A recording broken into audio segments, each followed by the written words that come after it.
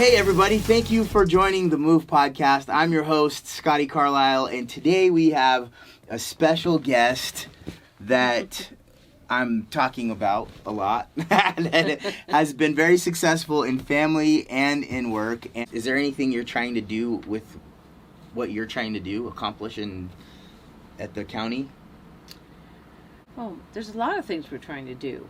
My district alone, there's things such as the fentanyl. That's become such a highly controversial and very charged issue with fentanyl. And Riverside County, for the first time, had a case to where the person who sold it went to trial for second-degree murder. They're trying to let people know it's to pass fentanyl without people knowing what's really in it. So they take the fentanyl and put it into the drugs, and they sell the drugs. So who's responsible when someone dies?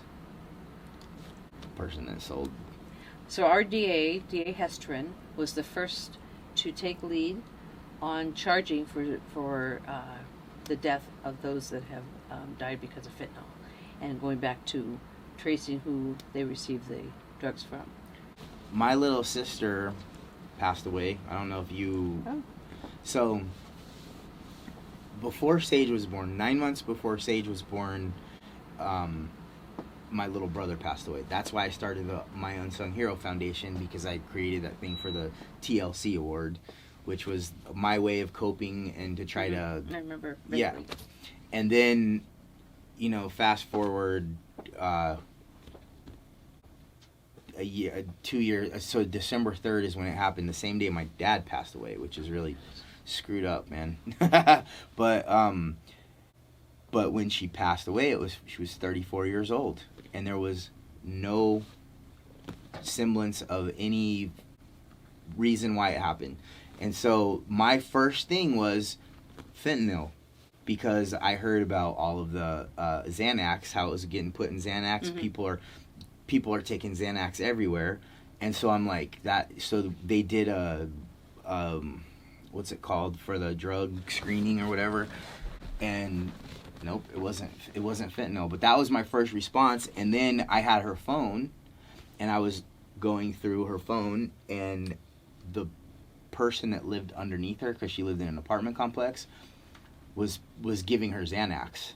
So I was like, but Serena would be like, hey, do you have a couple? And she'd be like, okay, I just got my prescription, but I'll give you a couple, kind of thing. So, but being that it's my sister and she is no longer with us, the emotion of like, right? And, sure. And it's like, so I understand that's from the people that have lost loved ones, there needs to be, they want somebody to answer for that loss. So. But if you don't hold people accountable for doing bad things, those bad things will only escalate. And that's why we're moving forward and charging. And we're no longer out there by ourselves. There are counties all over the United States that are starting to take this seriously and saying, you know what, this is unbeknownst to those youth, those adults, whoever it is. They're given some drugs, and it's laced with it. So they have no idea. And that's why it becomes where it's murder. Not an overdose. There's a difference between an overdose and murder. Overdose is obviously how does that work? That's a interesting debate.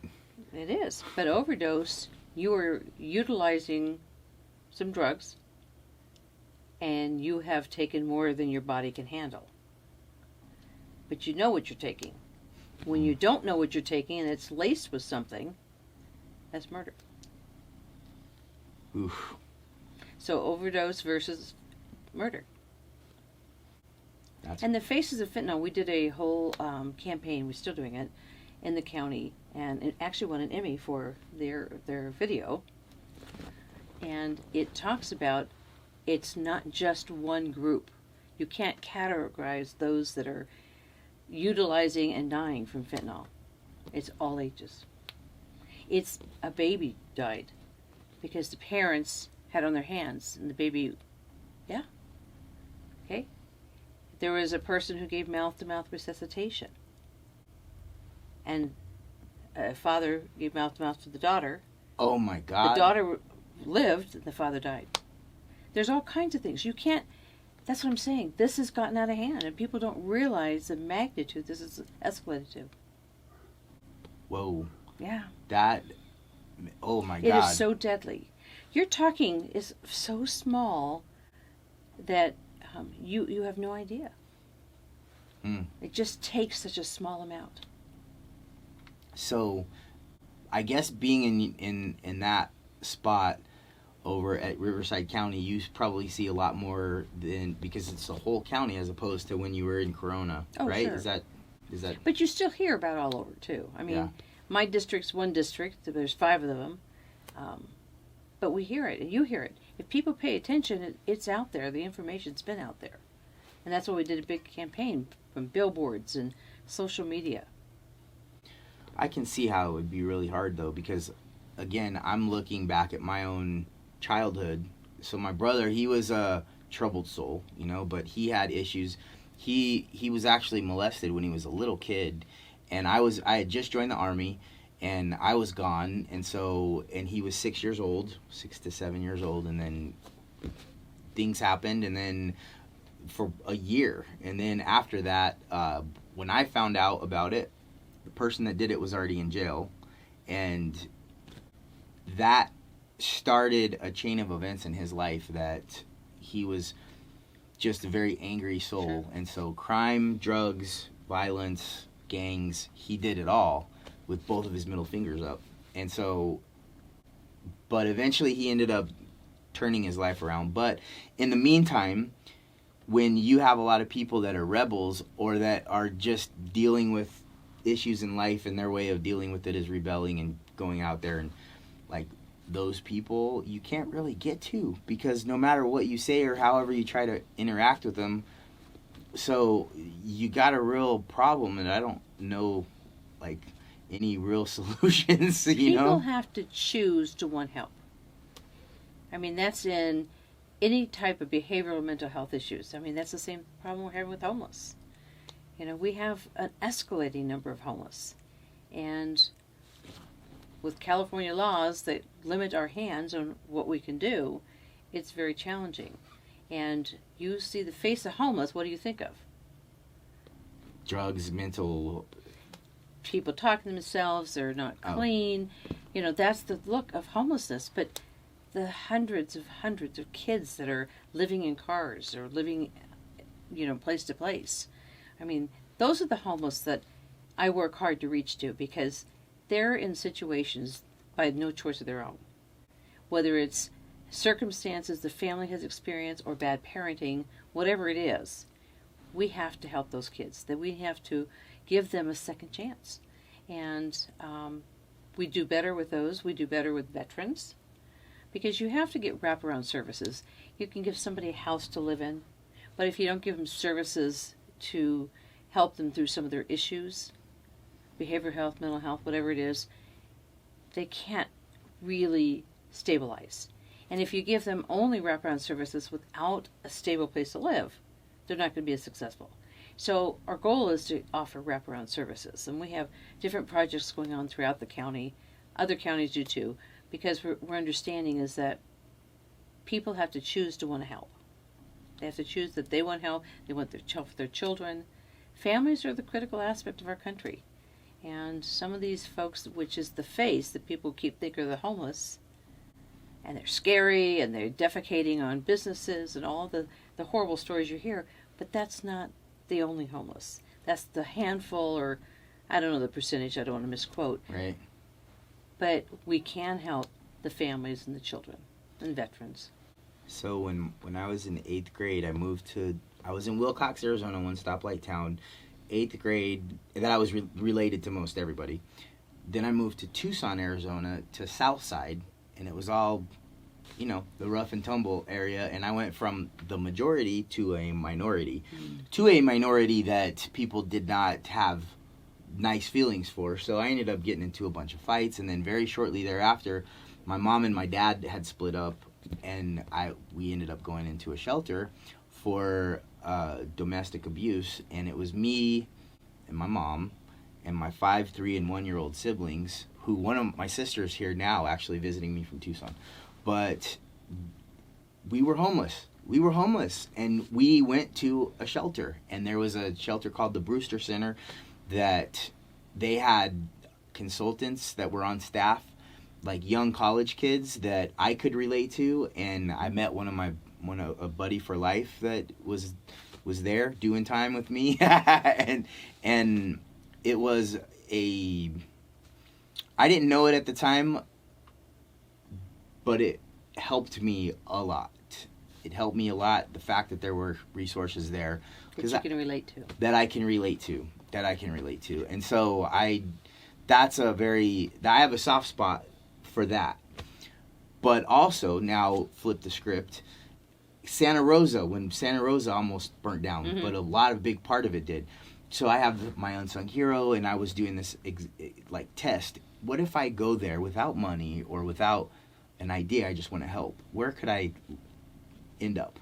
I went there, met a bunch of interesting people. One of the guys, his house burnt down, but he was a retired fire captain, and he came and he recorded all of it. So he's driving in while Santa Rosa's on fire. Walmart's on fire. Wow. He's driving down the road recording everything. He gets to his house. His house burned down. The gas line is going fire, and he's like, this is my house. And then he saved somebody else's house. He gave me all that footage. I have all of that footage. Oh, wow. Then, because of my unsung hero, he saved this one house that he had on camera, and then he called me and he said, hey, I haven't told that guy that I saved his house. I haven't told him that I saved his house. No way. Do you want to be there when I tell him that? I said, hell yeah. And so I flew back up there, and then I recorded him telling the guy that he saved his house.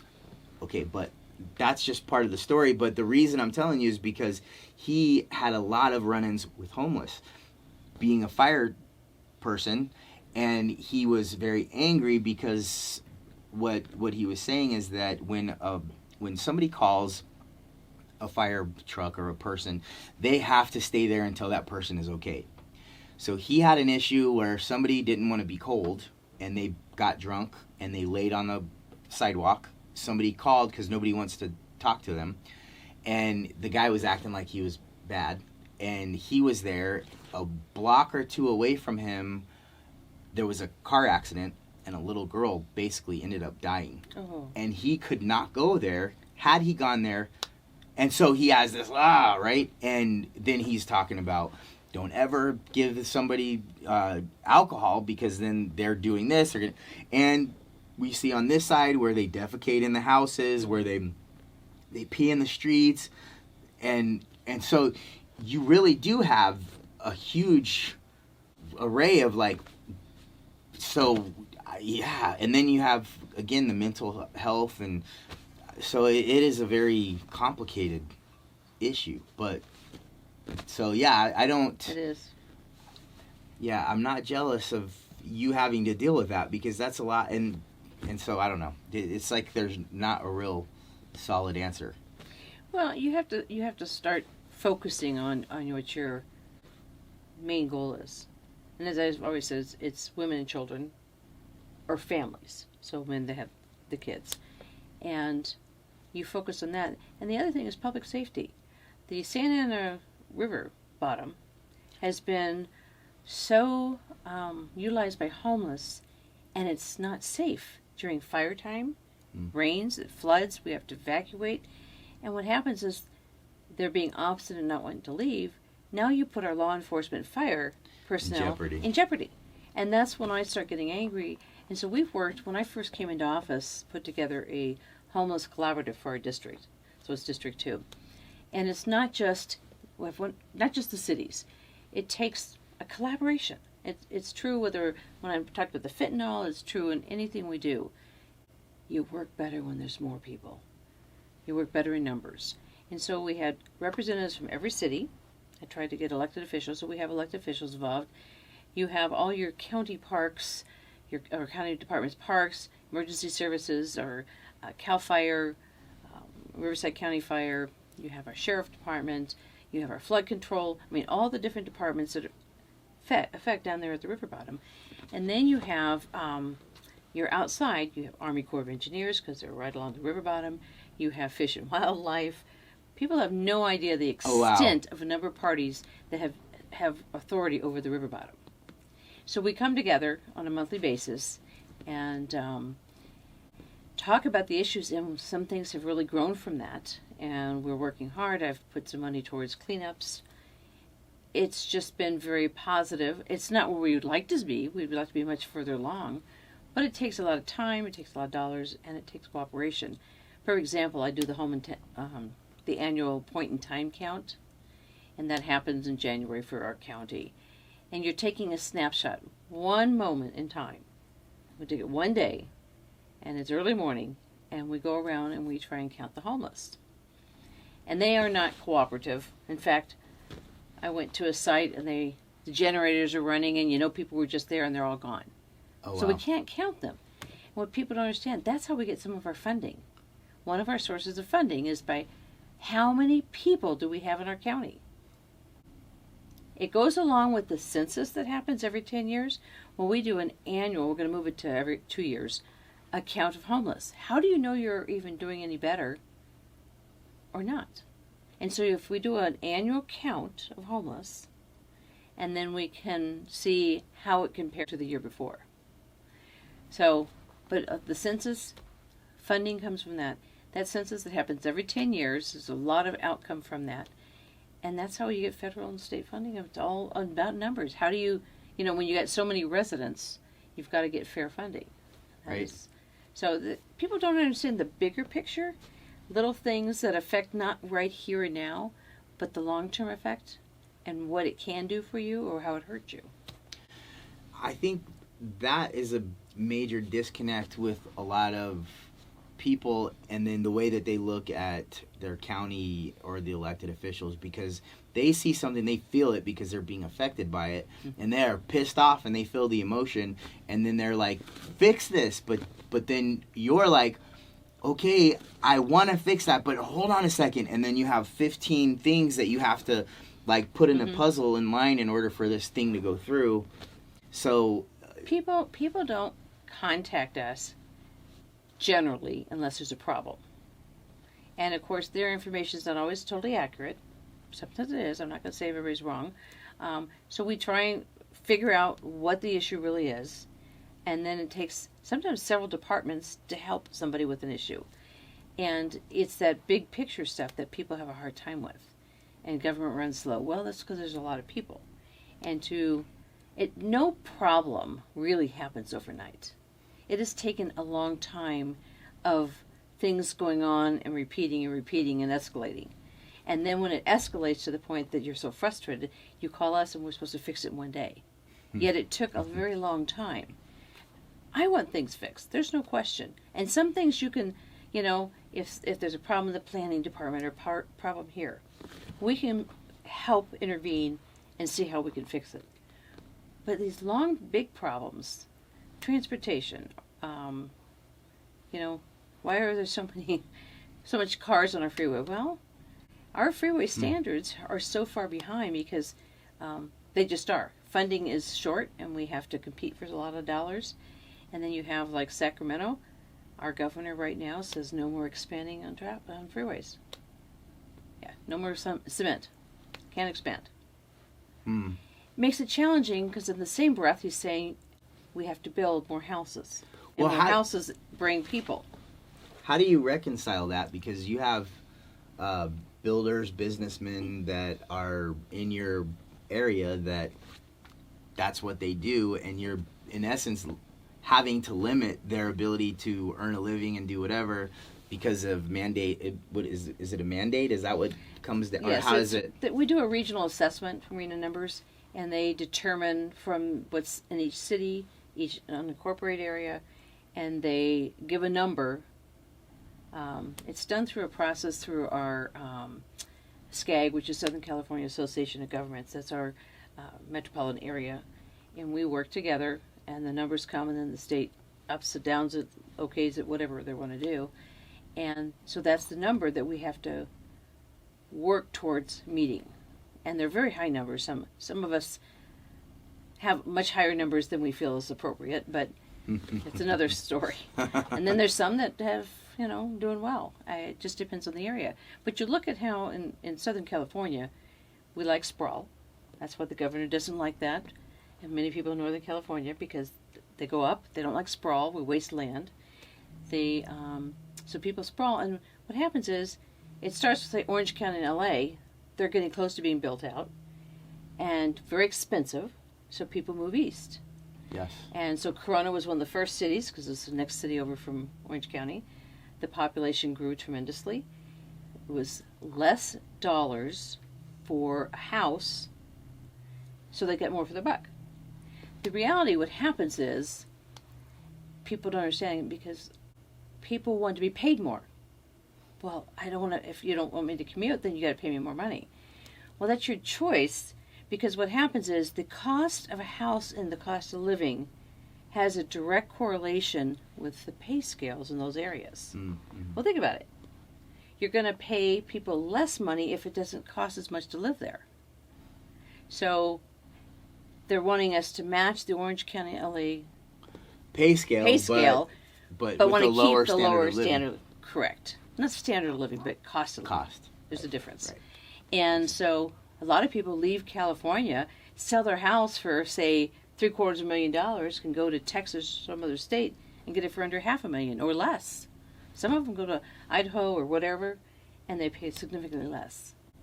But they're going there usually on retirement or something else. Right. I know. So, there's been a lot, yeah. Mm-hmm. So it's just trying to explain to people there's more to the picture. It's not just government always trying to mess people up. Right. There's a whole explanation, whether people want to hear it or not, or believe it or not. I feel like there's sometimes, maybe if there's differences of personalities, sometimes people can rub you the wrong way. Oh, sure. And then if that's the case, and if somebody's basically calling me a liar or saying that I'm meaning harm or that or he's taking an agenda or I'm saying this and he's spinning it to make it look like this, I would not have any desire to help somebody like that in any way. And I would, so I would imagine that there are sometimes those kind of scenarios, but also on the other side, most of the time there's a lot of, you're working with government employees and there are a lot of things and things take time and well, I understand they're people, so they all make minor things that could have been done better, and we evaluate when there's something that could have gone better. You evaluate and you restructure and you rethink it. But it's true. It's just a matter of owning there's a problem, whether you were part of it, created it, or whatever, and then wanting to fix that. And in my position, it doesn't matter whether I like you or not. My job, I was hired to do what I can for all my constituents, whether you voted for me or not. And that's an important thing that every elected official has to remember that. That'll definitely be a good soundbite. Because but agreed. I agree. I think that's the right way to look at it. It has to be. So how has, you just told me before, I don't know if we were recording at that point or not, but you told me before you started into the political schema that you were a counselor for troubled youth. I worked, I got my MFT, Marriage Family Therapist, and I focused on families of at-risk youth. And I worked between juvenile hall and placement facilities, and so did work with families. And I did that until I got married. And my husband lived in Corona all his life and had a family business, and so it was either Spiegel or nothing, and Corona or nothing. So I'm here in Corona with the name Spiegel. So have no regrets. But then I ran the electrical contracting business with my husband. So we did that for another day. Electrical contracting. Yes. My brother had an electrical contracting company. So. Yeah, and we were a union shop, so learned a lot about unions. My family wasn't part of unions. And then we closed it. My mother-in-law passed away, and we closed the business a few years after that. Okay, so before I forget, how did dealing with at-risk youth, what skills or knowledge did you gain from that helps you today? Listening. You know, part of the problem with our youth is they don't feel we listen. My kids said, Mom, well, think of how many times you said, Mom, you're not listening. You don't hear me. Well, there's a difference between listening and hearing. Because listening is, I am listening to you. They feel hearing them is by doing what they want. You didn't hear me. This is what I want. Well, I listened to you, and we may not agree on what you want as being the appropriate thing for the situation. And so working with people is that you need to be where they're at. And I don't like the word levels, because people say, oh, get down to their level. No, it's being where they're at and understanding where they're at. And you can't do that unless you listen to where they're at. And so I think that's the most important aspect in anything. And you could carry that into whatever field you're in. Almost everything we do has some type of interaction with others. And if we learn to interact with people you don't think you like, sometimes once you start interacting, you realize they're not so bad. How many people have you had that? Oh, yeah, a lot. Yeah, sure. I mean, because part of our programming is we're supposed to be judgmental. We're supposed to predict of, threats. And we see things and we judge people. That's what we do. And so many times we're off. We're off. And then you realize once you see somebody that is acting in a way that you disagree with. But when you talk to them and you have an in-depth conversation, a lot of times you'll realize they're doing that because of this. Yes. Now, that's not excusing their behavior, and we just need to give them different tools to learn to release some of that anger or frustration or whatever it is, sadness, depression. And it's learning that you keep talking. And quite often people shut down too, so, it's very challenging. It really is. It's just about having a conversation, open and honest, and not being judgmental. It's maybe not something I would do, but that doesn't make it wrong, per se, for them. So we have to be careful on that part of life. Right. So we had a podcast, and the girl that I was talking to came from a very conservative background in Orange County, and this was in 2009, and it was with the whole cannabis thing, and her dad didn't talk to her for 6 months because her dad was like, no, this is drugs, this is bad, it's wrong. Yeah. Until he ended up coming to the doctor one time and then had a connection with his grandkid, and then he had to leave. And then a week later he calls her and he says, you know what, I didn't realize, and now I understand the context. And then from that point forward, he was a different man, is what she said. And so I think that's a lot with a lot of people when they give somebody a chance and try to, like you said, listen to see where they're coming from. It gives you a lot. If people would do that with the Republican and Democrat stuff, oh my so polarized. Yeah. Wow. Oh my goodness. It's getting worse. It is. This pendulum has just swung, and people just don't listen anymore. They make up their own stories. They listen to the news. News has so much influence today. On both sides, because on one, you have somebody that listens to it and is that is affected, influenced by what they say. And then you have people that are like, every dang thing they say is a lie. So they're influenced completely in a different direction. So, and now you got AI that's involved, right? So that's, to me, I have the least understanding of that. And the little bit I know, it's very scary to me. Mm-hmm. It's scary to me as well. Just like you go looking for something, and the next thing you know, you're getting all these ads on that thing you were looking at. Yep.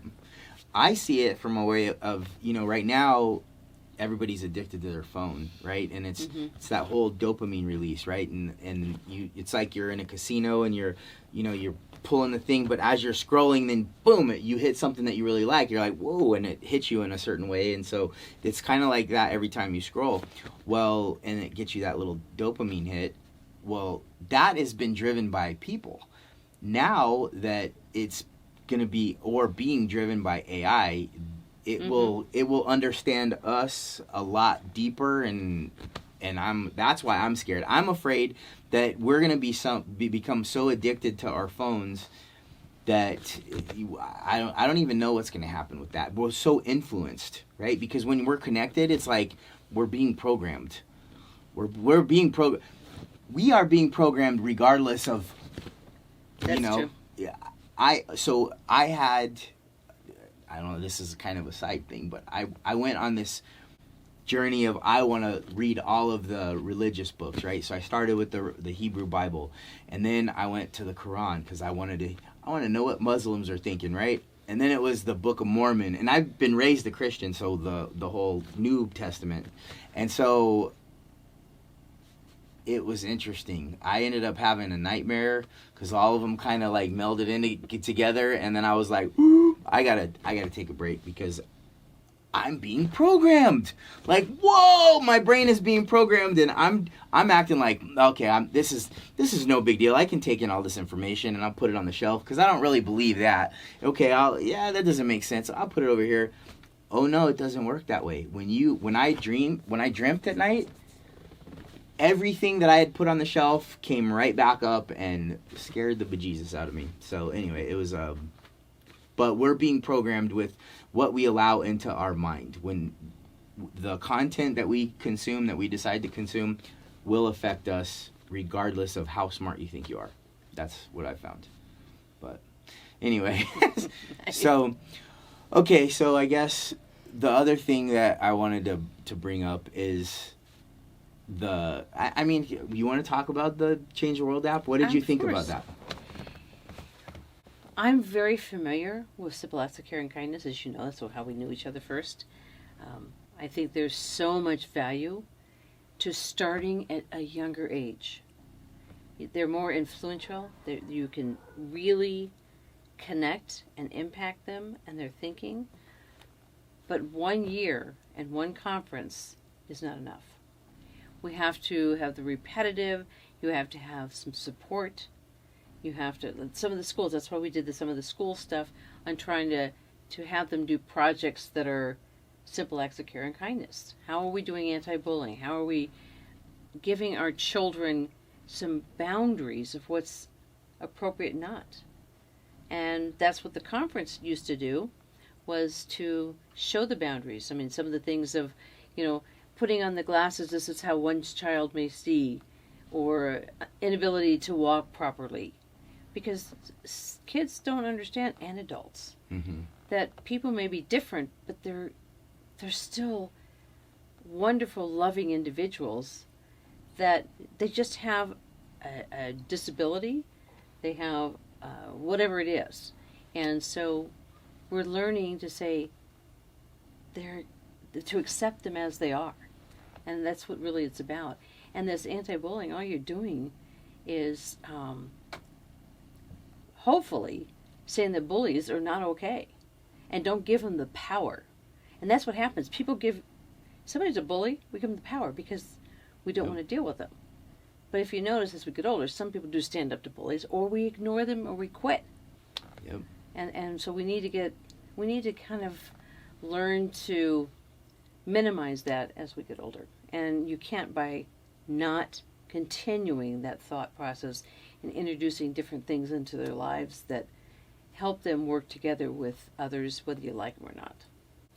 And also on the bully side of the house, some of those bullies are acting out, and they're acting in that way because they're not getting the proper attention at home or wherever it is. So they act out because they're going to get that attention. So by providing them another avenue of ways to create actions, you could potentially take some bullies out of the market. That's how I'm looking at my own situation as I grew up, and I was a hyperactive little kid. I'm a hyperactive adult. I know, so you don't say.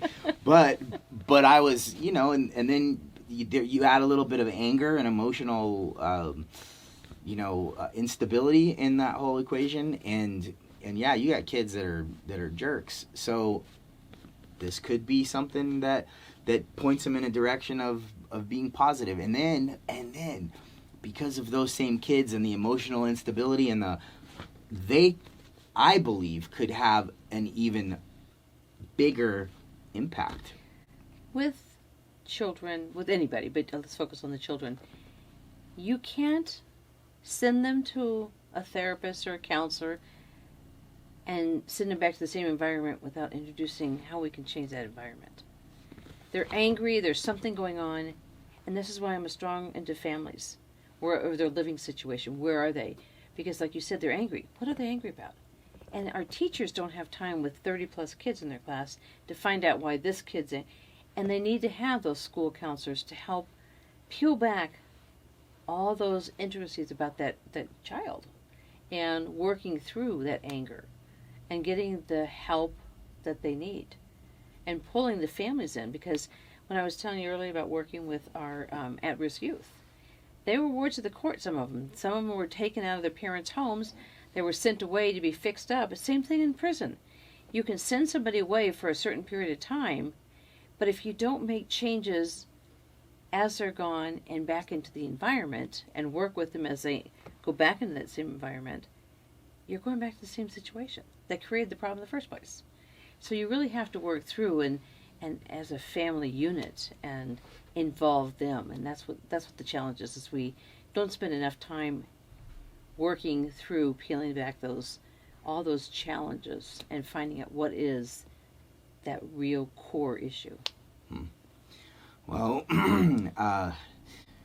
there's so many different ways that we're screwing up that we can screw it up worse, but I don't know. I feel like this could be a proactive way of nudging it in the right direction. Absolutely. That's an interesting.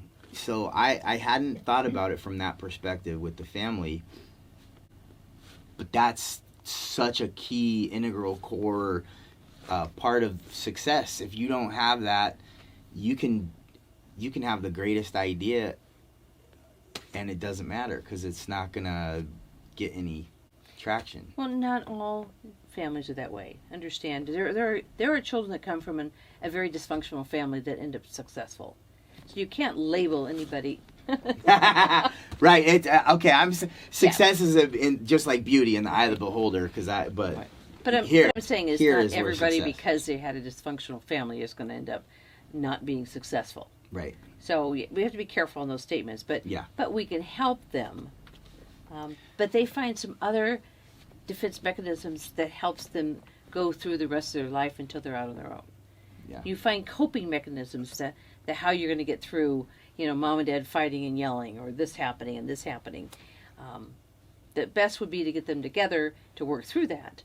But those kids that become bullies are further along in their process of anger, mm-hmm. and you have to really work with them. Yeah. Well, you can say that from experience. Was there ever anyone that you just couldn't reach? Of course.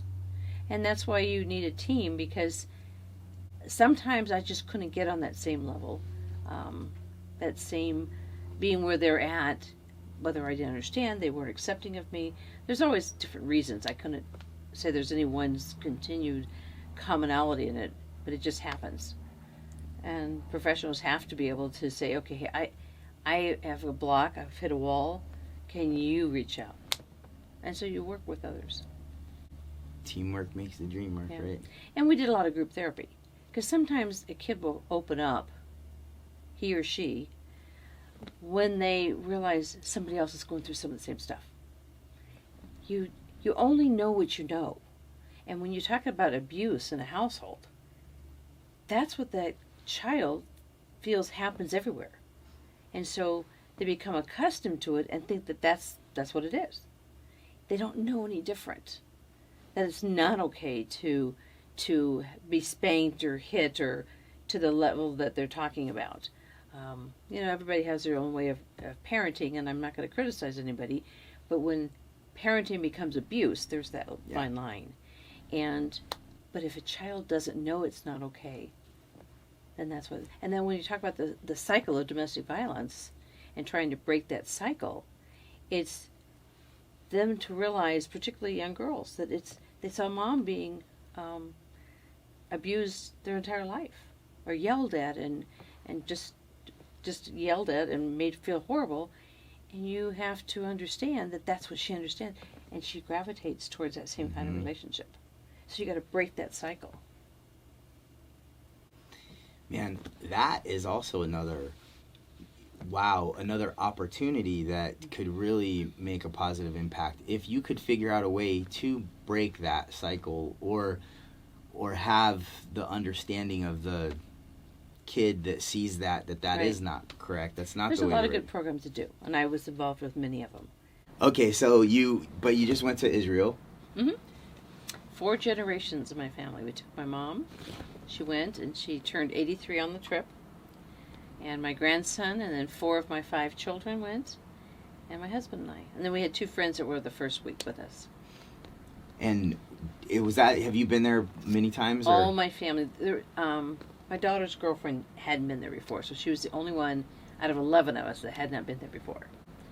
And this trip was much different.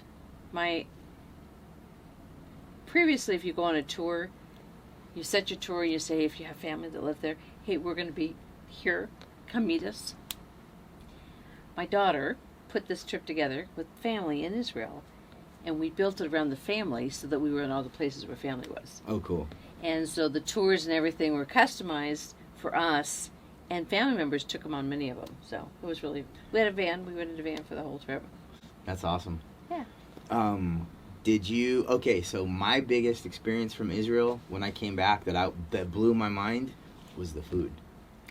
It's different. Ellie, he's like my brother, especially after he came back from Israel when I went now we're definitely like brothers, but he would always say, oh, the food is so good, and I'm like, yeah, you're from there, of course you're going to think the food is better, whatever. But so in my mind, I wrote him off when he would say that. The food is better. The food is better. And it's because, I don't know if it's because of where it's grown, but like watermelon, for example. I love watermelon. The watermelon in Israel, I swear, tasted better. It was like all of the taste buds in your mouth were just like doing backflips and like, wow, this is so good. I think that's where religion came from, because you're like, oh my God, this is so good, that you have to be like, think something. Oh God, no, I'm just kidding. But the food was amazing. Okay, what do you think about? Is it, if you had to compare? We have a much bigger variety. We just don't have very many places to say, let's go out for Israeli food.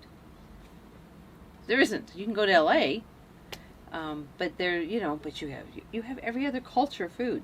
Yeah. So we have a larger variety of food, whether you want traditional American or barbecue or Chinese, Japanese, sushi, Mexican. I mean, the list goes on. And you have such a variety of food. Italian. So, and then you have Italian, and then you have American Italian. So it's hard to say it's better. It's just different. It's another element that we can experience, because food is an experience. Right. It's a necessity, obviously, but how we prepare it and how we eat it is the experience. And I think for me that I've always been out here, so over there I think there's a lot more. In Europe, I haven't been to Europe except for like on a layover, but I feel like there's smaller meals that they eat, and like over here you eat big lumps of everything, and Americans just eat a bunch of crap basically overall, and over there it's more small size.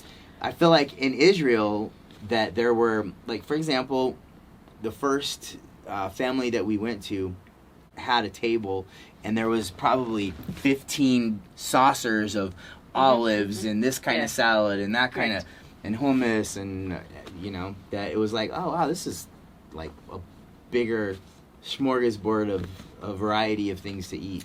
And less processed food. We in America eat a lot of processed food. That's true. And that's no good. Nope. Some of us wear it well. Yeah, some of us not so much, but that's... You are so active. You have so many things that you are on boards of. Even when you were on the board of SAC and you would come in and you'd have like 15 things of the different boards and the different meetings and the different things that you were a part of that took a lot of time. And my question to you is, how do you balance all of that with family? Because you and Bobby, how long have you guys been married now? 38 years. So that is no small accomplishment. That is something that, regardless of anything else, I think is amazing. It makes you a role model. And I want to know how you do that. First off, you have to set priorities. What are your priorities in life? For me, mine in order, God, family, and my job. And every once in a while, things get out of order. Job sometimes tries to sneak up, but when it does, it's got to be temporary. And then you have to bring back into priority. My family has got to be my first priority in terms of the day-to-day stuff. God is spiritual. I mean, it lives in my life. And I'm very much involved in my congregation still, all these years. And my kids are. But family is going to be there long after the job's gone. And you don't want to burn your bridges with friends and family and not make sure you covet that the whole time. And my most important thing is you got to like what you're doing. And if you don't like it, you need to move on. And I tell that to elected officials too. If you're not enjoying it, let somebody who wants to have a chance to enjoy it. It's hard work. You run into a lot of people you sometimes have conflict with, but there's a lot of wonderful people out there that support you and keep you going. And I think that's really is. You've got to look for the good stuff, not focus on the bad stuff. If I did that, I would be out. But you focus on the good, and every day you try and make change, make good, make a difference. Very simple. Simple, but I would imagine not easy, because again, you have to reconcile. Maybe you have to reconcile a lot of where you are. Mm-hmm. Keep a notice of, because sometimes I think it's easy for the job to slip up and so you have to have some kind of a checkpoint or accountability that your family will let you know. So that means you got to listen to them. I try not to miss many family things. And I have to, Lil, who you met on the phone, Lil, she will give me 2 or 3 things that go on at the same time. And we prioritize that. Okay, what is the most important? What's on my high priorities? And if I have 3 events in the same night, I'll put them in the priority. And if I get to them all, great. If I can't, the bottom ones that's not as high of a priority is what loses out. And so I do that in my work life, the same as it with my kids.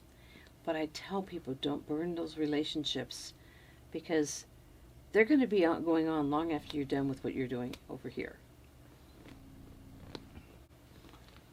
That's probably pretty good advice. Yeah. and as I said, you mess things up. We all mess things up. But don't let it go too long without cleaning it up. And people love when you recognize, hey, I messed up. There's nothing wrong with apologizing. In fact, I appreciate apologies, and I give them if I need to. And accepting you've done something wrong or something that upset somebody. Sometimes it's not an apology, it's saying, hey, I understand this is not something you would like, but this is very important to me. Just own it. Or if you really screwed up, say, hey, I am so sorry. That was my mistake. I'm sorry that you felt that way. But people don't apologize. Own your behavior. And it feels so much better than wondering what they're thinking. Are they mad at me? I mean, how many times have you done that? You've said or done something, and then you're going to, well, What do I do? What do I say? Yep. Take that step forward. And if you can do it here, then carry it over there. But that's why, in my eyes, you're successful on the job and the family. Because, I mean, I don't think anybody can argue, like, objectively, not subjectively. Objectively, I think you've made it very, I think you've made it to be a very successful person. But you're consistent. The fact that, okay, so the MOVE podcast, and MOVE is the acronym, and make a difference in other people's lives. You check that box, right? Mm-hmm. O is offer up your time, talents, and gifts. And the fact that you are doing what you do and advocating and using your brain to help organizations achieve success. You check that box. V is to find victory in the small things. That just means that you are appreciative of things, which you are very appreciative. And E is encourage others. It's like every checkbox. So regardless of us talking about the Change the World app, because that's why you're here to talk about, or why you came over here, you know, or at least why Liliana got you over here. Regardless of that is my purpose, my focus of life, of who has moved, and if I can talk to them and extract their secrets of what's made them successful and how they look at life, and then somebody listening can be like, oh, you know what, and then it affects them and it helps. That to me is the way that I'm trying to move, right? And so this whole thing is about that. And you coming here has helped me to help you to help me. Okay. And help them. So it's like a win-win-win-win-win, yeah. And more of the wins down the line. So honestly, I'm very grateful. Thank you so much. Thank you for asking me. Is there any messages that you'd like to throw out there, or if people want to contact you, or I don't know if that's, you know, everything we talked about comes back to being comfortable with yourself. Nothing can be accomplished until you're comfortable with yourself, you like yourself, and learn to love yourself. And then everything else kind of starts happening around you, because you'll never get beyond that if you don't like who you are. I think that's great. Thank you. Well, on that note, thank you for listening to this podcast, and we'll see you on the flip side.